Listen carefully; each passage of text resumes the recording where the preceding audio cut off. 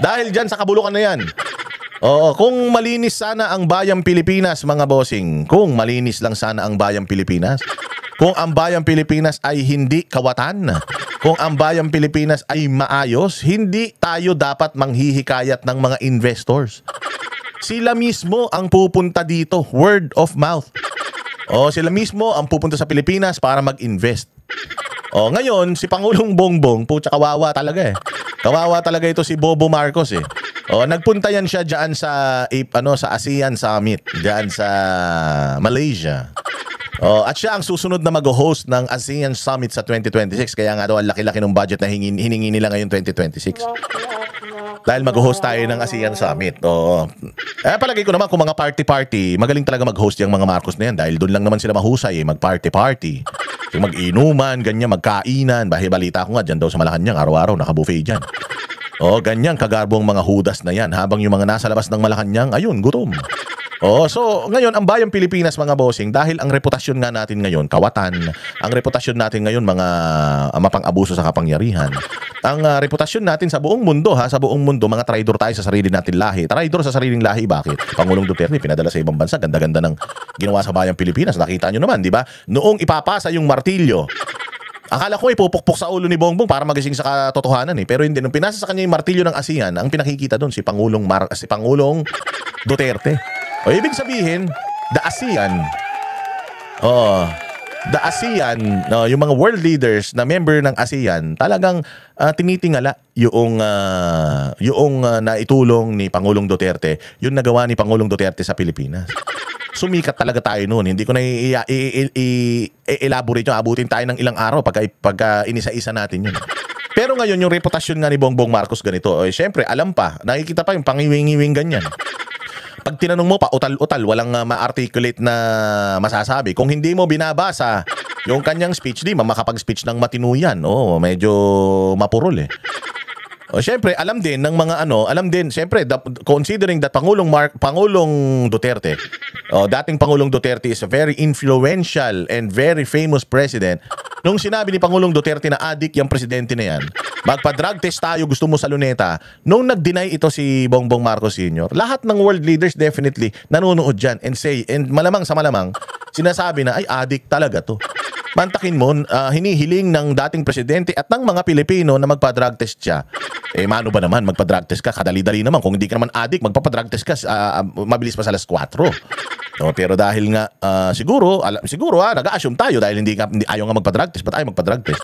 Diba, nag-a-assume tayo at sigurado ko na mag-a-assume din ng ibang mga world leaders na may sabit ito. Na may bisyo talaga ito. Kasi ayaw niyang patunayan na may bisyo siya na wala siyang bisyo So bakit tayo makikipag-deal? Bakit tayo makikipag-usap sa isang sabog? Di umano. Bakit tayo makikipag-deal, makikipagnegosyo sa may bisyo? Miski ikaw ba? Ikaw ba gusto mo magpa-drive ka ng kotse sa adik? Di ba? Ayaw mo rin. Masalasing na lang. Alam mo, lasing ko yan. Ikaw ba, ipapagkatiwala mo yung welfare ng pamilya mo? Na magdadrive sila ng sasakyan nyo habang ito, hindi mo alam kung lasing ngayon o hindi. Sabog ngayon o hindi. Hindi ba? So, ganun din. Why would I make a deal with someone? Unang-una, incompetent. Pangalawa, sa sariling mga bayan, wala kang nagawa eh. Tapos, mga sarili mo ng mga mamamayan, ninanakawan nyo eh. Pumirma ka ng budget ng gobyerno. Ang pinaka-corrupt na budget ng gobyerno ninyo, pinirmahan mo, binigyan mo ng clearance eh. Tapos gusto mo makipag-deal ako sa'yo. Kaya nung nagpunta siya dyan sa ASEAN, walang nakipag-set ng sa kanya, ng meeting sa kanya, wala. Hindi siya minute ni Donald Trump, hindi siya minute ni Xi Jinping. Hindi rin, siguro pinaplastic lang siya, baka hello lang siya doon sa ibang mga world leaders, pero nobody wanted na magkaroon sila ng koneksyon dito sa tao na to. Kasi alam nila, walang kwentang tao yan. Walang kwentang leader yan. Kung dati, proud na proud tayo at dati talagang makikita mo yung mga world leaders wants to mingle with Pangulong Duterte. Pangulong Duterte na lang yung nabibwisit eh. Si Pangulong Duterte na lang yung umiiwas eh. Hindi ba? Pero kita mo, ngayon wala siya yung iniiwasan. Alam nyo ba na inimbita niya yung Korean president to please visit the Philippines? Alam mo sabi ng presidente ng Korea? Try ko Yak, kadiri. Itatry daw niya. Tayo na, ba't itatry? Ibig sabihin, ayaw niya. Pwede naman siya mag-plastic-plastic na, yes, I will, definitely. Oh, I will visit, di ba? Tapos hindi na siya mag-visit. Pwede, hindi ba? Pero ito, nung inalok niya to visit the Philippines, alam mo, sagot ng, ng Korean president, I will try. Bakit? Bakit you will try? Ibig sabihin, ayaw niya. O, halimbawa, ikaw, nag-apply ka ng trabaho. O, tapos, di ba, apply trabaho. Anong sasabihin ng kumpanya sa'yo? Pag ayaw sa'yo, tatawagan ka na lang namin. You will receive a call. We will just call you back. Di ba? Pag yun ang sinabi sa'yo, alam mo, hindi ka tanggap. Alam mo, hindi ka tanggap kasi pag ang sinabi sa'yo, okay, go back sa ganitong araw for your final interview. Yan. Pero pag unang interview, tapos sinabi sa'yo na, okay, we will call you back, alam mo na kagad, hindi ka tanggap eh. Oh, meron kang inimbita. Oh, pre, sa ganitong araw, birthday ng inaanak mo. Punta sa bahay Pag sinabi niya na, sige, subukan ko. Ibig sabihin, ayaw niya. Ayaw niya. Mantakin mo, inaanak mo yan eh. Tapos birthday niya yung inaanak mo eh. Tapos sasabihin mo, susubukan mo, dapat pupunta ka. Ganon din dito sa Korea. Inaya niya yung Korean president na magpunta sa Pilipinas. Ang sabi ng Korean president, try ko. Eh bakit nga naman? Bakit ka nga naman pupunta sa isang bansa na hindi mo alam, baka malunod ka pag biglang umulan, nandoon ka. Oh, ito, pakinggan natin tong balitang ito. Again PBBM, hinihikayat ang mga negosyante mag-invest sa Pilipinas. Kusang pupunta yan sa Pilipinas kung talagang maayos ang pagkakahulma mo sa Pilipinas. Kaya lang, wala eh. Legacies mo, titingnan. Peace and order, lalo, titingnan. Mantakin mo.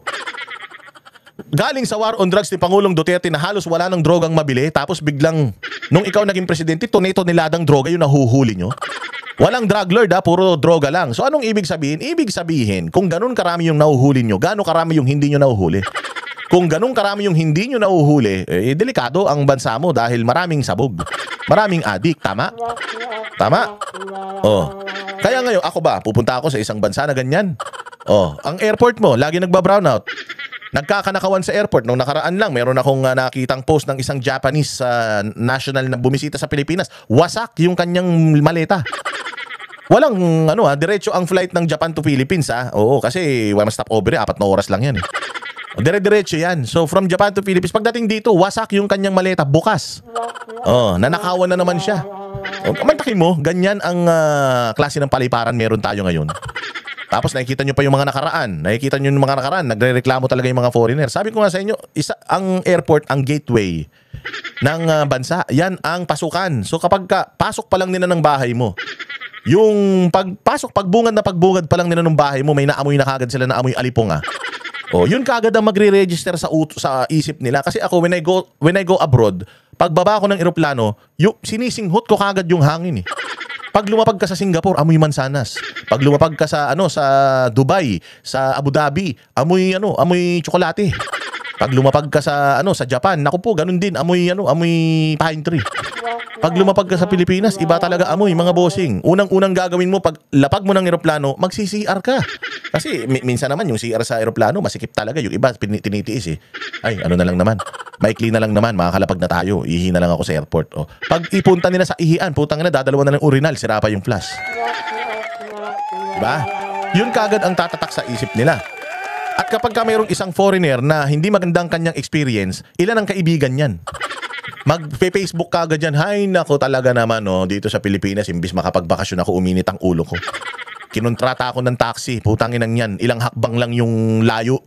Libo-libo yung binayaran ko. Ang baho pa nung taxi, nagsisigarilyo pa yung taxi driver. Alam mo yung pag nag-rant yung isang foreigner, ilang kaibigan niyan na parehas na lahi niya, yung makakakita niyan. O sa tingin mo, kung magbabalak pa yan pumunta ng Pilipinas, pupunta pa? Hindi na. Because of the negative experience. And because of the negative things that's happening here in our country, mga bossing. Would you expect and do you expect na yung mga foreigners mag-i-invest dito? Wala. Hayop. Wala mag-i-invest. Kaya kita nyo naman, di ba? Pucha, saan ka makitang vlogger ganyan?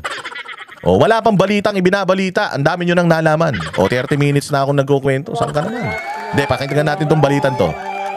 Swing na ang partisipasyon ni PBBM sa 32nd APEC Summit sa Gyeongju sa South Korea. Kumuha tayo ng detalye sa agenda report ni Ivy Reyes live mula sa Gyeongju sa Korea. Ivy, ano na ang latest niya?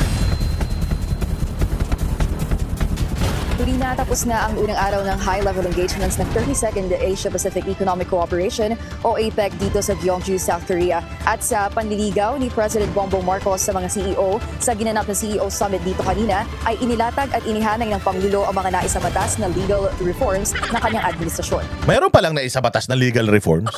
Imagine. Meron pala. Kasi alam ko nung panahon ni Pangulong Duterte, yung ease of doing business, medyo inayos niya. Inalis niya yung red tape. Inalis niya yung red tape. Hindi lang para sa mga Pilipino Inalis niya yung red tape para dun sa mga foreigners na gustong mamuhunan sa Pilipinas. Medyo pinagaan niya ng konti. Kaya nga yung mga taxes, di ba?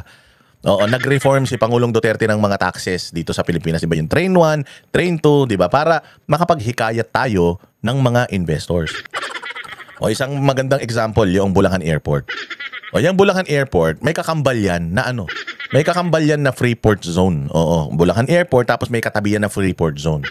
Yung Freeport Zone na yon, mga bossing, talagang hindi tayo masyadong kikita doon. Kasi nga, kumbaga tax-free doon. So kung may mga foreigners magi-invest doon sa Freeport Zone na yon, makakatipid sila sa buwis na babayaran nila. So, mas malaki yung chances na kumita sila doon sa Freeport Zone na yon. Anong mga itatayo sa Freeport Zones na yan?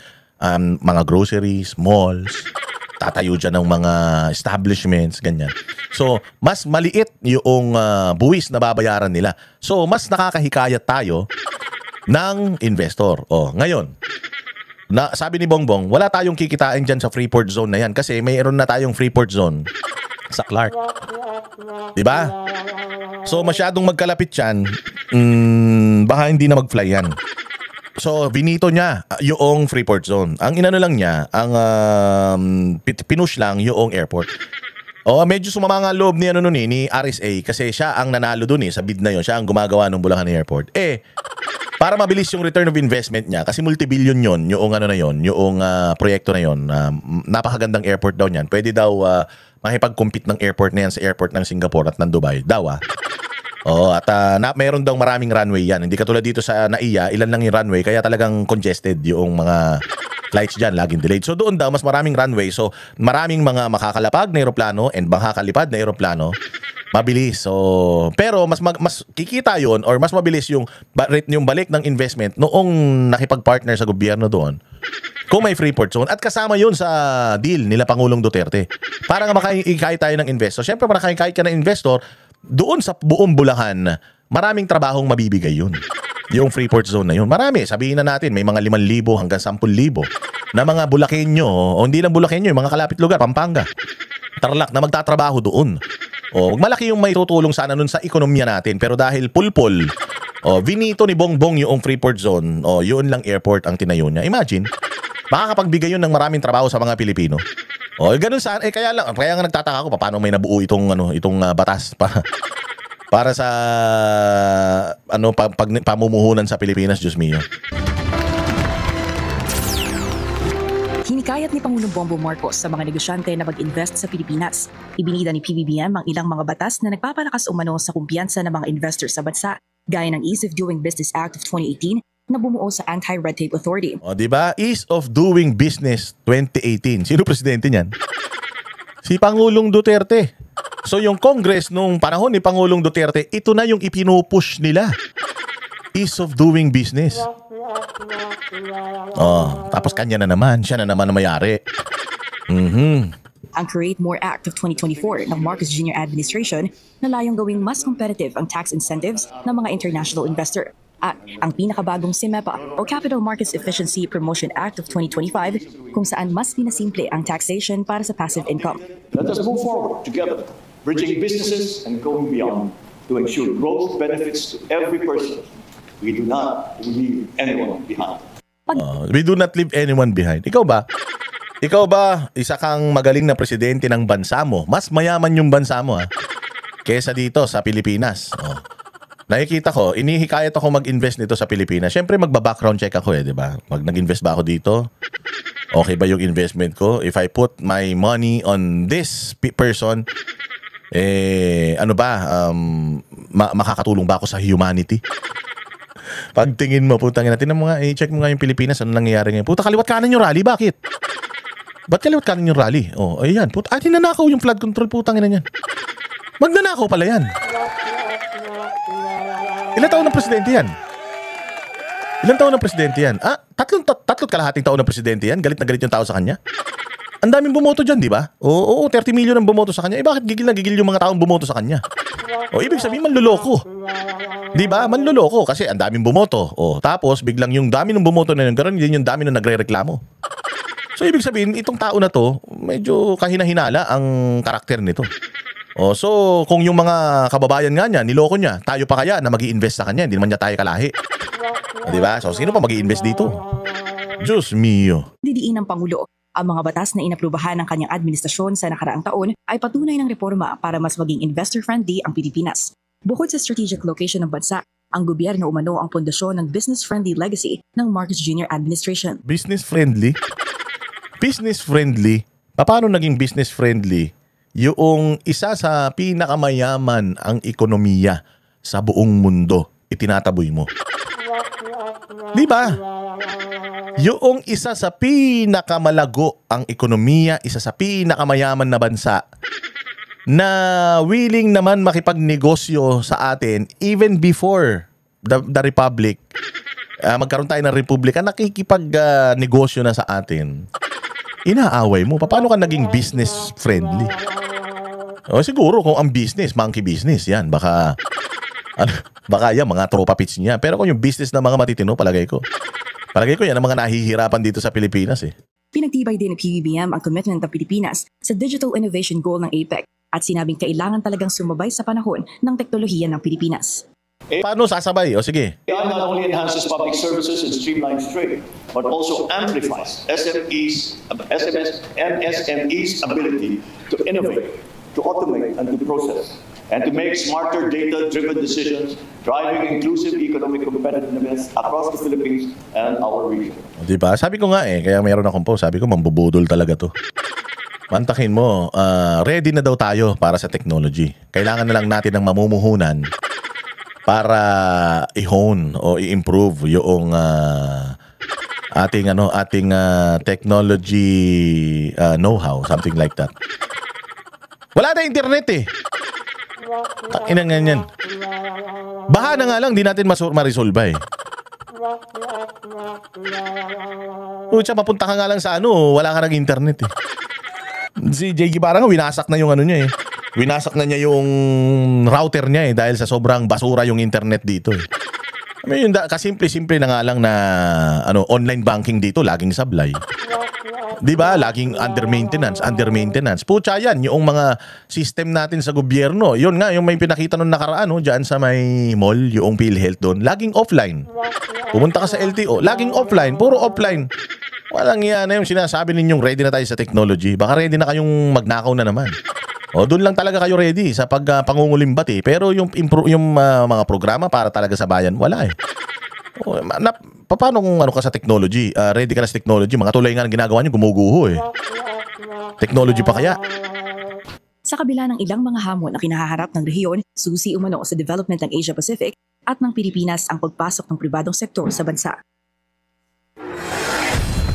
Ayun. So again, tayo bilang mga magagaling na Pilipino, alam mo may pagmamalaki mo talaga ang Pilipino, workforce talaga. Workforce ang may pagmamalaki mo sa Pilipinas, yung sipag ng mga Pilipino, adaptability ng mga Pilipino, yung pagiging masayahin ng mga Pilipino. Alam mo ba sa ibang bansa, yung mga mahihirap na trabaho, ibinibigay nila sa Pilipino. Why? Bukod sa hindi na mareklamo ang Pilipino, suga pa ang Pilipino sa sweldo. Oo, at yun ang meron tayo na wala yung mga ibang lahi. Yung adaptability, yung magaling tayo mag-adjust na basta kumikita tayo ng pera kahit gaano kahirap yan. Kasi family-oriented tayo eh. Ang mga Pilipino mahirap, pangarap nilang umangat. Kaya kahit anong trabaho, kukunin yan. At dahil nga marami sila mga sinusuportahan na mga kamag-anak, at mabait ang mga Pilipino sa mga mahal sa buhay, mapagmahal ang mga Pilipino, technically, lahat ng trabaho, basta may kita, tinatanggap natin. Kahit gaano kadelikado, tinatanggap natin. Yung may mga nanay, may mga anak nga na maliliit dito, pumupunta sa ibang bansa para mag-alaga ng hindi nila mga anak. Para lang makapagpaaral sila ng mga anak nila dito, makapagbigay sila sa mga pamilya nila dito. Niiwanan nila di ba? Ganun tayo, masakripisyo tayo. Yun yung something na dapat na ibinibenta natin sa ibang bansa. And alam yan ng ibang bansa, kaya nga insecure na sa atin yung mga Meksikano dito sa Amerika Kasi nga mas marami ng mga Pilipino na kinukuha yung iba kasi nga yung mga Pinoy matitino, yung mga Pinoy friendly, yung mga Pinoy pag kinuha mong empleyado parang nagiging kapamilya mo. Yun. Diyos ko po. Kami ang boses ng masa, hindi natatakot.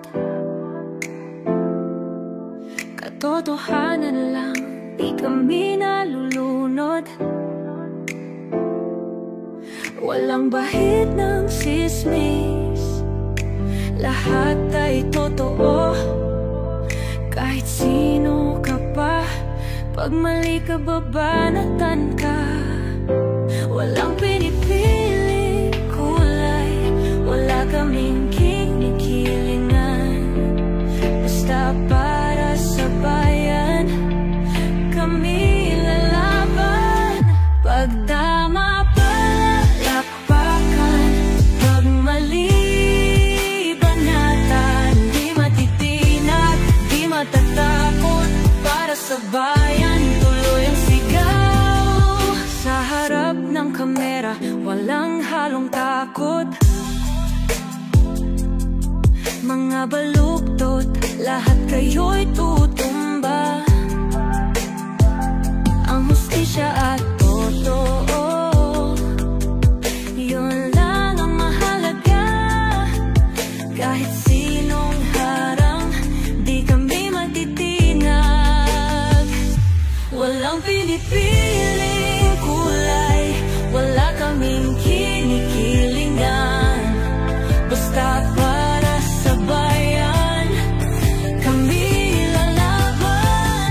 Pagtama palakpakan, pag mali banatan. Di matitinag, di matatakot, para sa bayan tuloy ang sigaw. Kung nasa tama ka, ikaw ay aming kasama. Pero pag mali ka, handa ka na bang mabasag? Banateros kami, walang inuunan. Dahil bayan muna, bago ang sarili.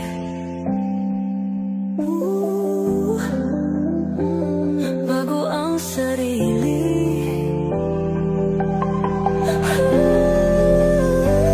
Pagtama palakpakan, pag mali banatan.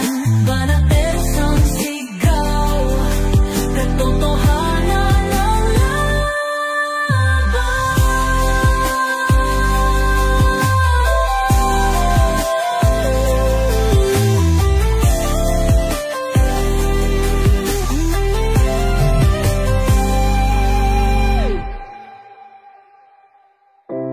sa harap ng kamera,